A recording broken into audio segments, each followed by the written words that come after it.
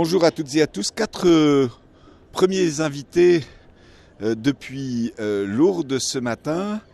Nous venons de vivre la célébration d'ouverture et ils ont donné tous les quatre leur témoignage et dit pourquoi ils venaient vivre ce pèlerinage à Lourdes. Il y a Marie-Thérèse qui est de Saint-Jean-Trou-Limon, Daniel qui vient du Guilvinec, Mireille qui vient de Tréméoc et qui est dans l'équipe d'animation spirituelle de l'hospitalité diocésaine, et Olivier qui est de Lobanalec et qui est aussi dans l'hospitalité diocésaine. Vous êtes à Lourdes pour des raisons différentes. Je vais donner la parole à Marie-Thérèse. C'est la première fois que vous venez à Lourdes. Alors, est-ce que vous voulez expliquer ce qui vous a conduit à vivre cette année cette démarche de pèlerinage? Donc je connaissais le sanctuaire pour y être venue avec mes élèves en classe de neige et je voulais en faire un peu plus, donc connaître Lourdes dans le cadre d'un pèlerinage. Et vous, Daniel, qu'est-ce qui vous conduit à venir à Lourdes? Des amis voulaient connaître Lourdes et donc je les ai un peu poussés à venir. Donc nous sommes venus un peu en groupe, un groupe d'amis à Lourdes. Et en plus, je viens de perdre le grand-père de mes petits-enfants et qui ont beaucoup de chagrin. Mireille, qu'est-ce qui vous venez depuis de nombreuses années avec l'hospitalité, qu'est-ce qui vous conduit à revenir? Le bonheur et la joie d'être à Lourdes pour partager avec les personnes malades et handicapées. Et vous, Olivier, qu'est-ce qui vous conduit à venir à Lourdes? Eh bien, depuis mon baptême en 2008, je suis hospitalier et je viens depuis toutes les années et on ne peut plus s'en passer. Quand on a commencé une fois, il faut revenir tous les ans avec autant de bonheur. Alors si vous aviez à dire, qu'est-ce que vous attendez de ce pèlerinage au moment où il commence? Une ouverture plus grande de mon cœur à la porte de la foi, puisque c'est le thème de cette année. Peut-être beaucoup de rencontres, de partage avec les gens.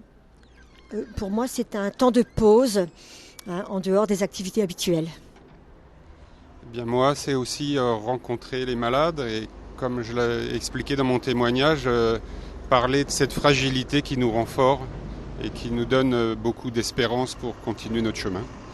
Ça peut paraître quelque chose de compliqué à comprendre quand vous parlez de cette fragilité qui nous rend forts. Est-ce que vous voulez expliquer?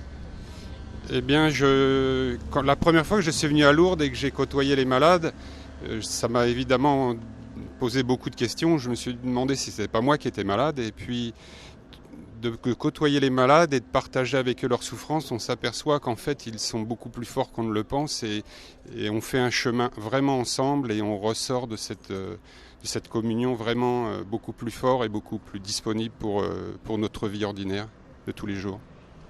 J'ai dit, Mireille, que vous faisiez partie de l'équipe d'animation spirituelle de l'hospitalité diocésaine. Quelles sont les propositions que vous faites à l'occasion de ce pèlerinage? Alors cette année, on a évolué autour de l'oratoire qui change tous les jours, autour des béatitudes.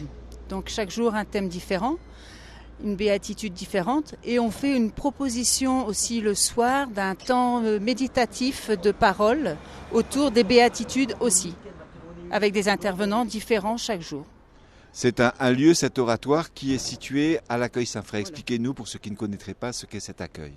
Alors l'accueil Marie-Saint-Fré, c'est un endroit, un accueil où justement toutes les personnes malades ou handicapées sont accueillies et accompagnées toute la journée par des hospitaliers et hospitalières pour tous les soins qu'ils peuvent avoir besoin.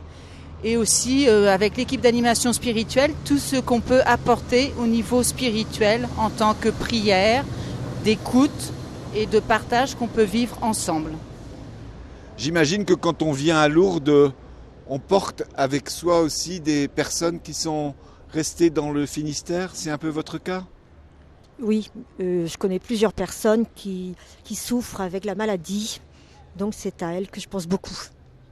Alors c'est surtout les enfants qu'on va accompagner au caté et aussi je fais partie de la préparation des obsèques, donc toutes ces personnes que j'accompagne tout au long de l'année.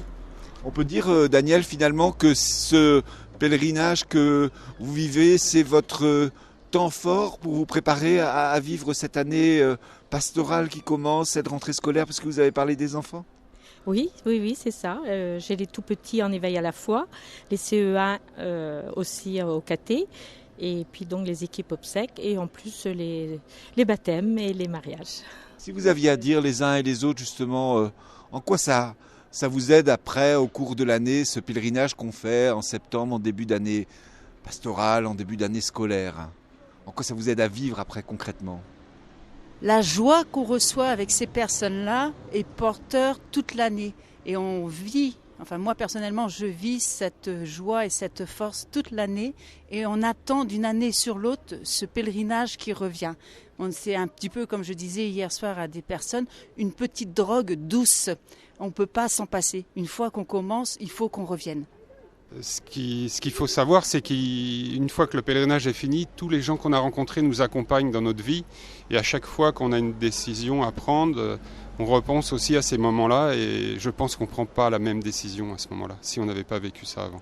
Alors j'ai dit en commençant, vous Marie-Thérèse, c'est le premier pèlerinage, donc vous allez vous laisser faire au cours de la semaine qui vient. Tout à fait. Je vais découvrir et je pourrai dire à la fin de ces quelques jours ce que j'en pense. Merci à tous les quatre.